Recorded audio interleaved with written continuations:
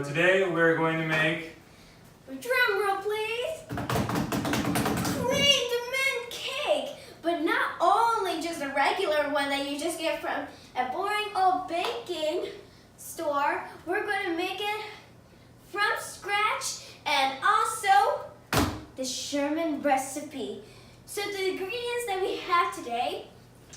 So we have Betty Crocker cake mix.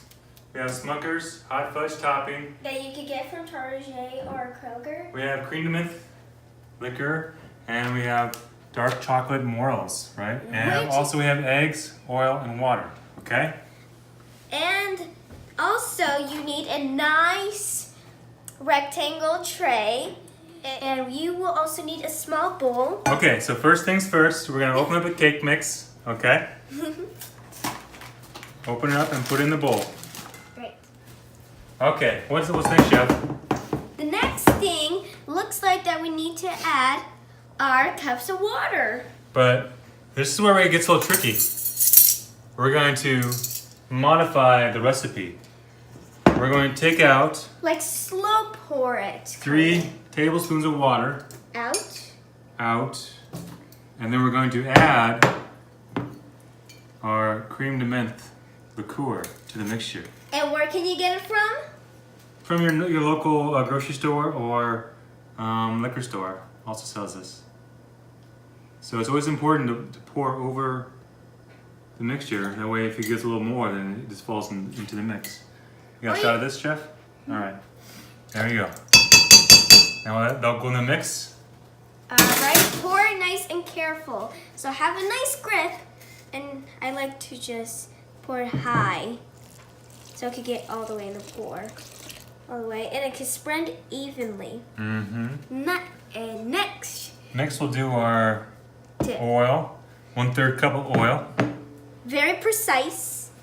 Just pour it. Nothing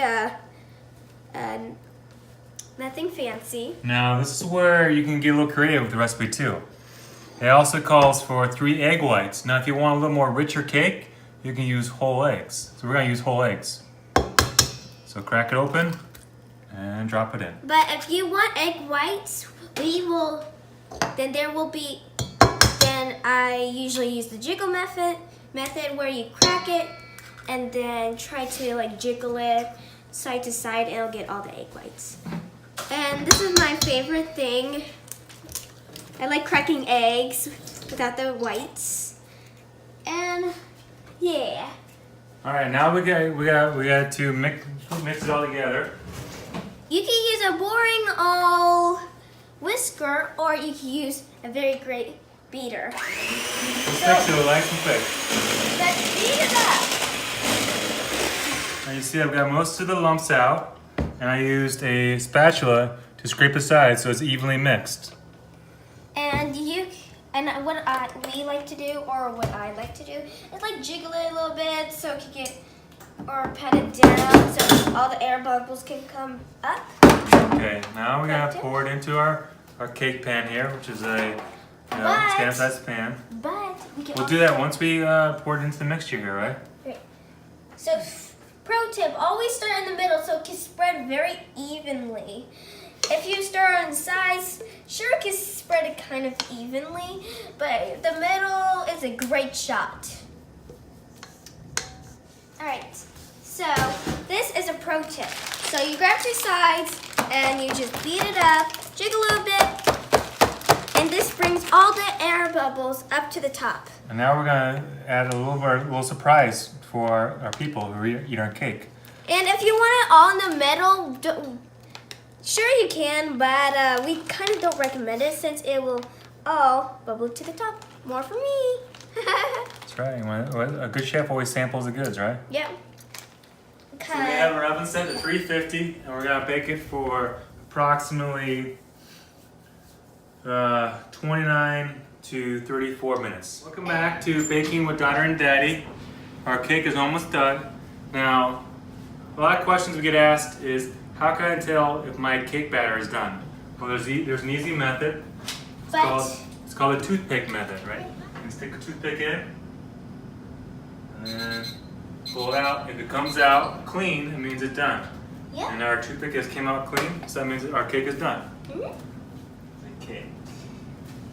You can see how it looks nice and golden brown. Yep, that's And- what we want. Now before we go into step 2, we're gonna let it cool a little bit. So we're gonna let it air out, and we're gonna take another break. Yep. Now, as you can see, we put our cake pan on a cooling rack. That way we help minimize the cooking process, and it can cool evenly. So, and do not put it here because oven's still hot, so it might get hotter. Yeah, and we don't want a dry cake. So for this next step in our cream de mint cake, we're going to cover it with hot fudge. Now we use Smucker's hot fudge. Since it's the best. Thank you so much, Smuckers. Now we're gonna put this in the microwave to heat it up so that it'll help in the base.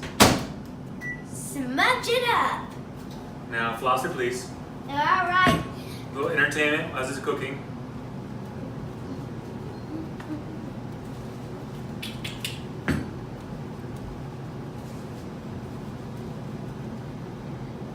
I could do this all day, but not today because we're making a cake. Baking. So I heat this up for about a minute now. Make it nice and spreadable. So we're gonna just drizzle this on here. We want to try to get a nice even coat. Come in close to get a nice shot of this cake, please. Right. There's a spoon over there for you so you can start spreading it out. So Nice. use a nice clean spoon because this technique needs a lot and lots of attention. You gotta spread it evenly, so if you see a gap, then spread it evenly with. Right now is not the time now. Try and go for even coverage here, all over. If I see like a few spots, like few white spots, even though it's covered, then I just covered some more. Oh. A lot of it. The reason why we're doing twice as much fudge than we usually do is because we like the extra chocolate. I can't say it. Can you say it for me, please? Extra chocolatey. I like this. There we go. So that's good, nice base layer. Now we gotta let this layer cool before we do our final step, the Cool Whip. Because for our final step, we're putting on Cool Whip! Cool Whip. Pro tip: if you want to know how to see if it's hot or not, just lift it out a bit and see if it's ready or cold. You can feel the bottom of the pan to see if it's still hot. Yep. Ours is not. So now we're gonna zazz it up. It wouldn't be cream de mint cake without cream de mint. So take your regular tub of Cool Whip. And have 1 teaspoon, right? 1 teaspoon. We're gonna do 2 teaspoons Yes, 2 teaspoons. of cream de mint. So So here we go. Put it over the cake mix. There you go. Boop. And boop. There you go. a little extra is okay. Sometimes it can taste a little bitter, but it's great for the taste. Now we just gotta mix it in our container here. So we're going to use the folding technique. Can I show you? Yeah. So what you do is scrape from the bottom and like overlap. Keep on doing this so it can be equally distributed. But you gotta be careful not to over mix, or else And will be like the Cool Whip won't get so runny. Yeah. Yeah, So you can see here we almost got it all mixed in, but not quite. And then we're going to put it on our cake. Yep. And while he's developing, I will be spreading it with a nice, still clean spoon, like the same technique that we use. And then to know when it's ready, if it has nice rough peaks, which it does. It's kind of like meringue, except it isn't. Yeah. Like you're penning a nice. And you can see our cake is not melting a Cool Whip. Which is great. And there we have it, folks. Cream de Menthe cake. From my family to yours. Thank you for watching our video. Please give us a thumbs up. And high five.